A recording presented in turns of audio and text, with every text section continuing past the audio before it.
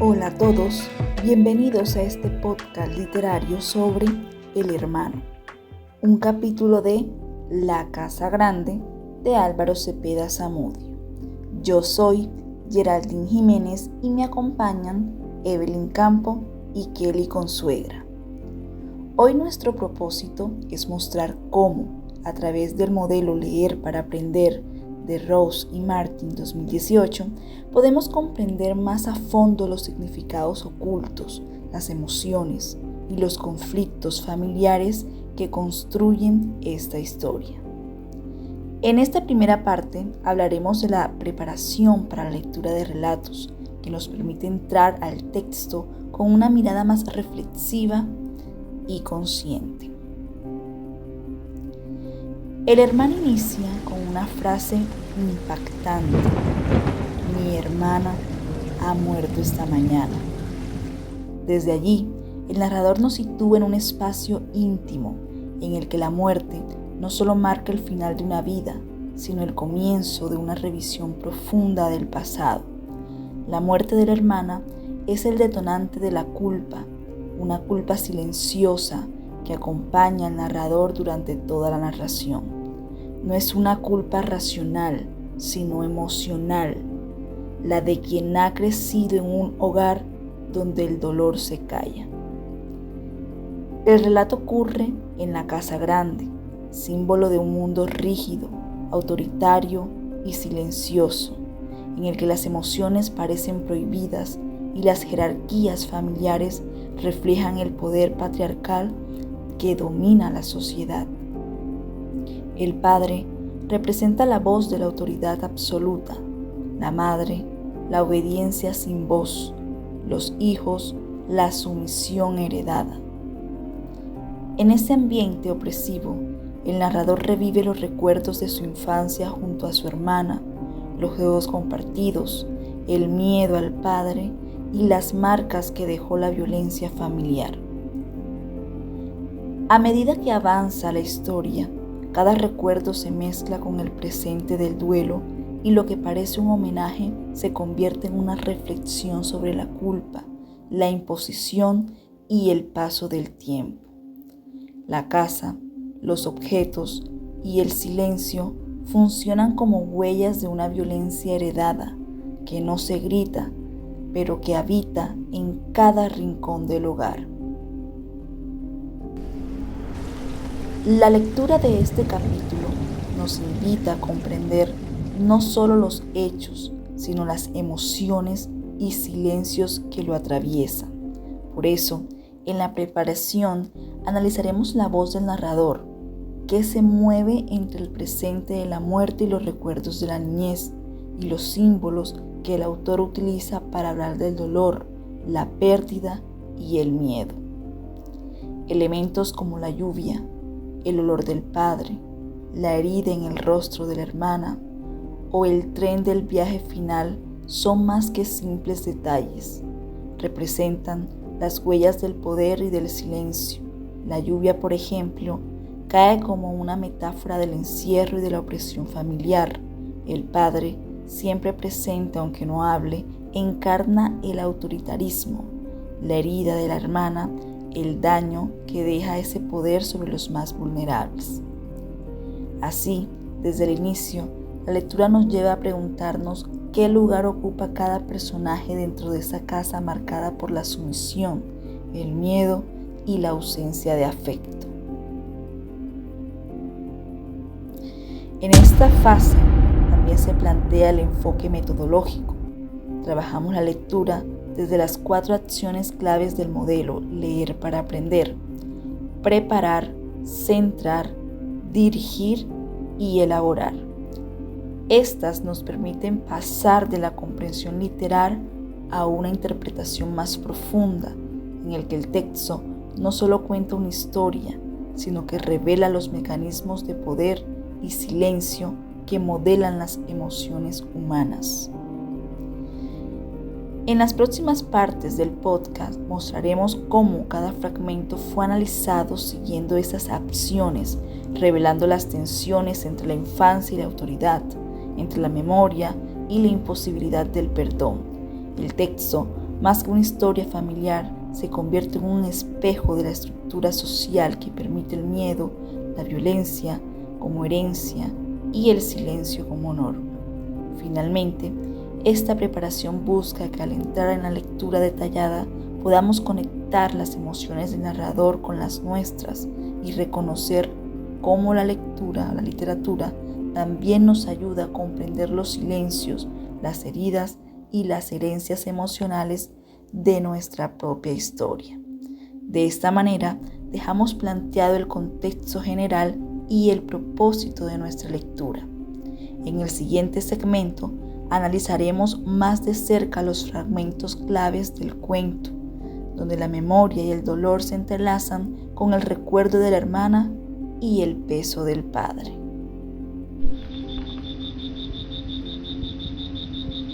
Gracias, Geraldine. Yo soy Evelyn Campo y en esta segunda parte del análisis realizaremos la lectura detallada del capítulo El hermano, siguiendo las acciones del modelo Leer para Aprender: preparar, centrar, dirigir y elaborar. En esta etapa, el propósito es comprender a través de fragmentos clave cómo el texto expresa el conflicto interior del narrador y la transformación de los vínculos familiares. Comenzamos con el fragmento: Mi hermana ha muerto esta mañana. Ella tenía que morirse. Es duro, pero es así. Tenía que morirse para lograr un poco de paz en la familia. En esta escena inicial, la muerte no aparece como una tragedia, sino como una liberación. Desde el inicio el narrador muestra un tono contenido, casi resignado. La culpa se disfraza de aceptación, pero en el fondo revela un dolor reprimido. La idea de que la muerte trae paz pone en evidencia un modelo familiar opresivo, donde incluso el sufrimiento se justifica en nombre del orden. La paz no proviene del amor, sino de la obediencia impuesta por el padre, símbolo del autoritarismo patriarcal que organiza y controla la vida doméstica. ¿Por qué crees que el narrador siente que la muerte trae paz? ¿Qué nos dice ese tono sobre la vida que llevaban antes del suceso? Estas son algunas preguntas que podemos utilizar para dirigir la comprensión. La muerte aquí representa el quiebre del silencio familiar. Más que una pérdida, es el punto desde donde se reordena la memoria. El momento en que el narrador puede mirar hacia atrás y nombrar lo que nunca se dijo. La muerte no libera a los vivos del dolor, pero los enfrenta a la imposibilidad del perdón. El siguiente fragmento nos lleva a los recuerdos de la niñez. Yo odiaba la lluvia. Le temía más que al peor de los castigos, porque la lluvia me aislaba de todas las cosas agradables que la casa grande ofrecía. Mi hermana se acercaba a mi cama, me tocaba la cabeza hirviente con sus manos frescas y me decía: yo tampoco pude dormir anoche, me ahogaba.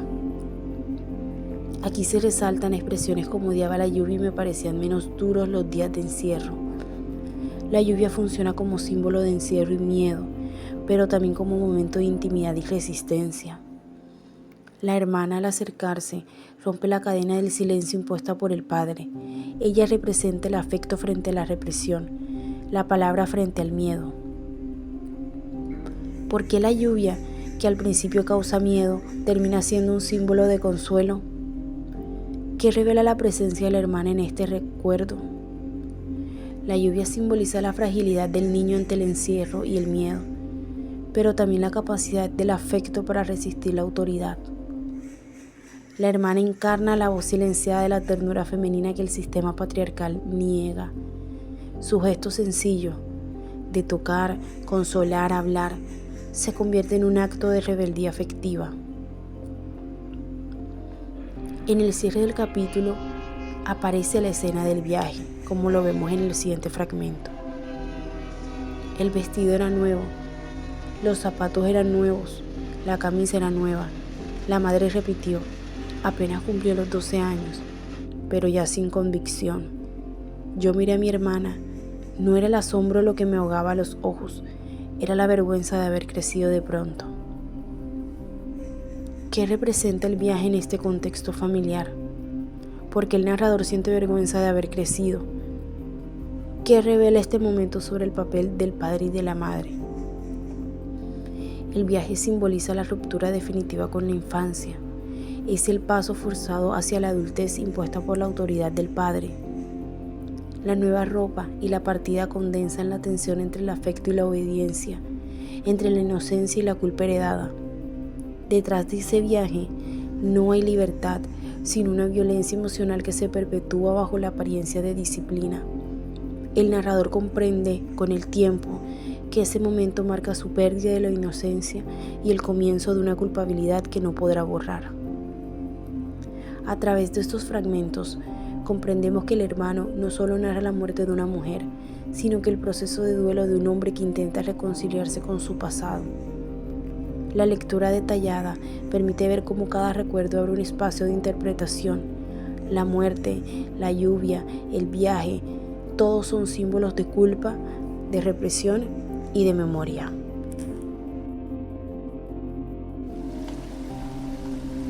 Retomando lo que menciona Evelyn, soy Kelly Consuegra y en esta última parte abordaremos la reescritura conjunta.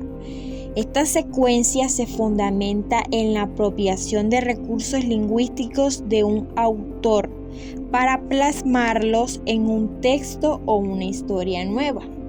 De hecho, esta secuencia es, como su nombre lo indica, conjunta, donde el docente asume el liderazgo y guía a los estudiantes en su proceso de reescritura, considerando las fases que componen esta secuencia, como lo son preparar, centrar, dirigir, elaborar. Para ejemplificar esta secuencia, tomaremos un fragmento del capítulo El hermano y lo reescribiremos, considerando la esencia del original. Sin embargo, introduciremos modificaciones en la perspectiva, el tono y la forma de expresión. Comenzaremos con un fragmento clave del capítulo, el cual dice: Mi hermana ha muerto esta mañana. Ella tenía que morirse. Es duro, pero es así. Tenía que morirse para lograr un poco de paz en la familia. Ella lo sabía.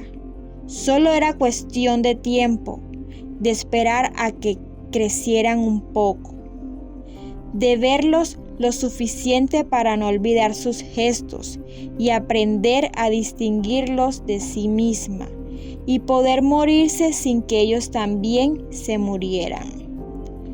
Pero también era necesario apresurarse para evitar que se acostumbraran mucho a ella, que llegaran a depender de ella de tal modo que luego le fuera imposible morirse. Lo que este fragmento sugiere es una aceptación dolorosa de la muerte, pero también una paz nacida del cese de un sufrimiento.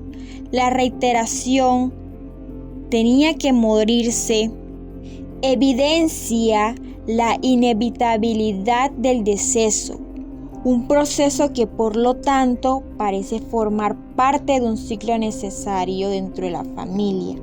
En este contexto, la muerte se interpreta como una vía de escape, una liberación de la vida oprimida y subordinada que experimentaba la hermana. Ahora, ¿cómo reescribir este inicio manteniendo esa sensación de inevitabilidad, pero alterando su enfoque?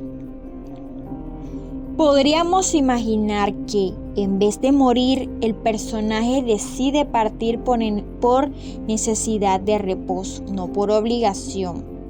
Así pues, en lugar de un desenlace trágico, tendríamos una decisión personal que busca liberar al personaje de una carga. Para ello, puede tratarse de una historia sobre una separación, una partida, una madre que elige irse o un adiós silencioso. Con base en lo anterior, se propone la siguiente reescritura. Mi madre se fue esta mañana. Tenía que irse, no por enojo, sino por cansancio. Había pasado la vida sosteniendo la casa. cuidando silencios que ya no eran suyos. Se fue cuando entendió que quedarse era seguir apagándose un poco cada día. No dijo adiós, pero dejó el desayuno servido como si aún fuera a volver. Este cambio en la narrativa mantiene el tono pausado y reflexivo del original, el de Cepeda Samud. No obstante, lo traslada a un ámbito de liberación y descanso, en lugar de centrarse en la muerte. En esta reescritura conjunta, la apropiación de recursos lingüísticos permite crear narrativas paralelas ricas en matices emocionales. En este podcast analizamos el capítulo El hermano del libro La Casa Grande, que tiene como autor a Álvaro Cepeda Samud, usando como modelo o libro Leer para aprender. En este utilizamos secuencias. Comenzamos con la preparación para la lectura, posteriormente la lectura detallada y finalmente la reescritura conjunta. En este capítulo se nos invita a reflexionar sobre el duelo, la autoridad paterna y el paso del tiempo, mostrándonos cómo la literatura conecta con nuestras emociones y nuestra historia. Gracias por acompañarnos.